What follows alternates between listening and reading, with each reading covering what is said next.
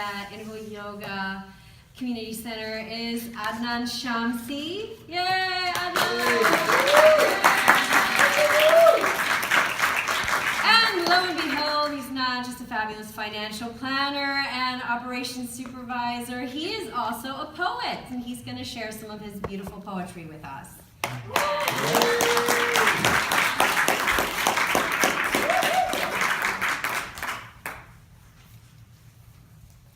Oh wait, I have to empty the trash. That's the life of an operations manager. I'm responsible for cleaning toilets. If anyone wants to help me out, please clean the toilets. Well, sometimes we write so much, it's hard to pick what to read. But I was thinking, well, and there's a poem that I've been wanting to write, but I haven't put it on paper, so I just thought, okay, let me just read what I have that I wrote a while ago. And the whole cause of teen mental health and suicide prevention is very personal to me.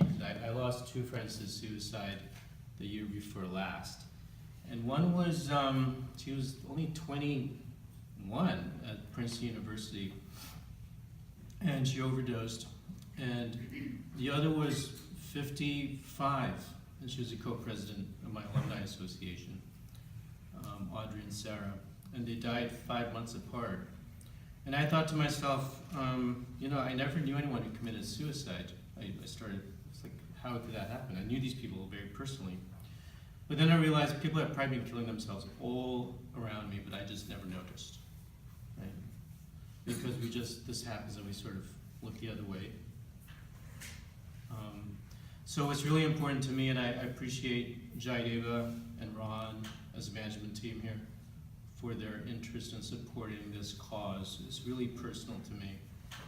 And if we can do something to make a difference in the lives of teenagers and adults, really, because Princeton has this endemic perfectionist problem. You know, this idea that I've got all my shit together, I've got the perfect car, the perfect job. So it's a big problem. And we're not immune. All of us go through stuff that I think makes us feel mental, and we're all mental.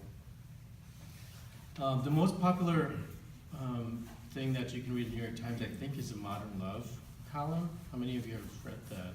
Yeah, it's a beautiful column. And unfortunately, a lot of poetry is about love, unrequited love, and messed up love. And I think relationships are the heart of most of us being mental. So this is called In My Cup. It's very short. In my cup. In my cup was my lover. She leapt out. My cup needs a refill.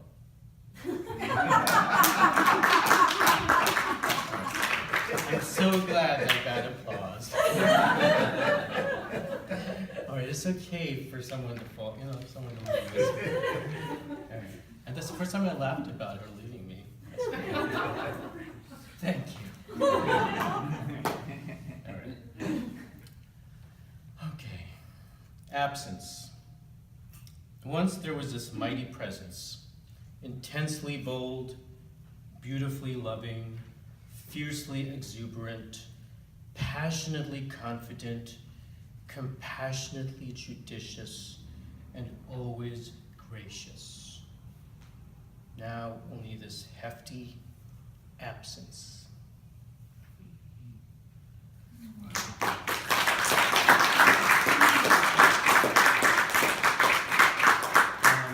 I found yoga a couple of years ago because I actually got depressed.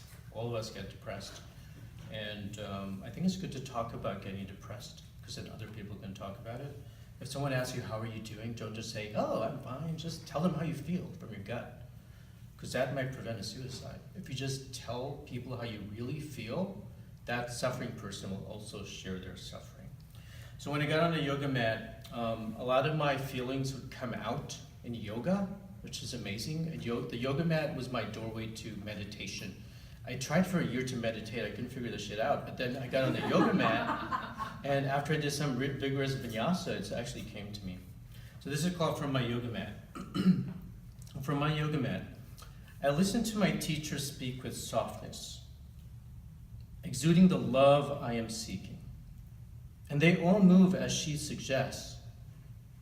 Yet I drop to my knees and I collapse onto my mat. My tears fall in the memory of those I have lost, and my tears guide me to freedom. I am with those I love.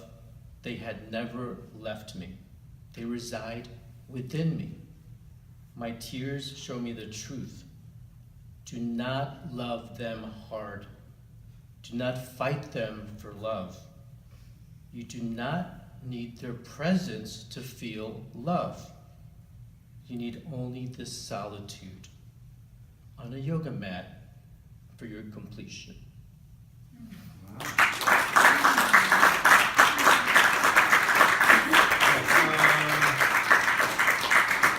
I'm gonna try something. It's like an improv poem. It's the poem that I wanted to write, and I'm gonna throw away the paper. So I'm gonna do this, and bear with me. And this comes from my heart and my gut. So, and it's close to this idea of mental health. It's really important to me. And it's based on a true story. Our lives are so crazy before we get to this current moment, this present moment, where I'm working here. It's like a gift to me to be in this yoga studio. But anyhow, I don't know the name of this. Let's call it Untitled. Untitled. I woke up and I cried for hours. I called the hotline and they put me on hold for 5 minutes. When I got connected, they disconnected. And I chuckled. So I called the hotline again. It was the best thing I did that day because after an hour, I was laughing.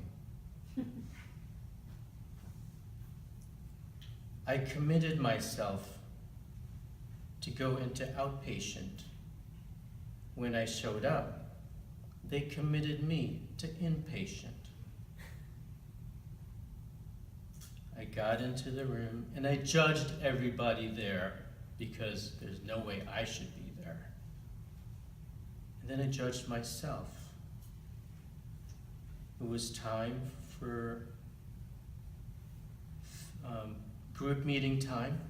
I put my arms back and said, fuck it, I'm just gonna be myself. The girl with the purple hair, she had earrings on her nose. The heroin addict with the tattoos. The brother with the Nikes, sharp looking, the tall Pollock. The woman so old but so vibrant. This became my family. I was terrified to walk in. I was gratified to be there because I fell in love with 25 other patients. I walked in, I was a number 1 or a number 2. While I was there, I was a number 8, 9, and 10. I couldn't believe it.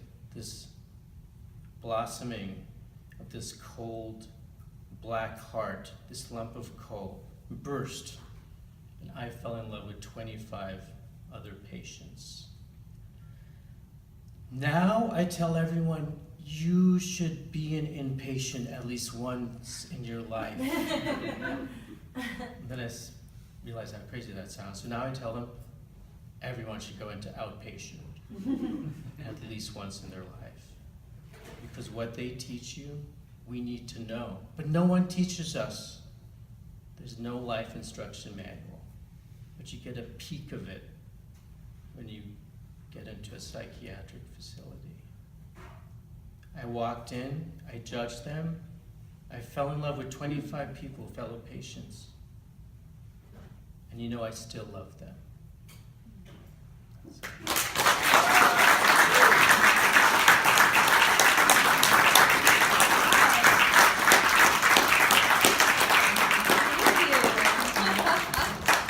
great. I hope you videotaped that. That was great. Transcribe it on paper. Swami Tadatnananda is an American-born Swami. He works up the road, up 27, at a little ashram called Arshabodha. I highly recommend you check it out. He's a very wise man. He says that depression is like the common cold. Everybody gets some form of it at some point or another. Some people more susceptible, some less. Some get better faster, some take a while. Sometimes it gets a little worse. But the sad thing about depression is that it does not self-resolve like the common cold. So you have to throw everything you have at it, and I like to throw everyone I have at it to reach out to your fellow man and woman when you feel depressed. So thank you for bringing that to our, at the front of our minds.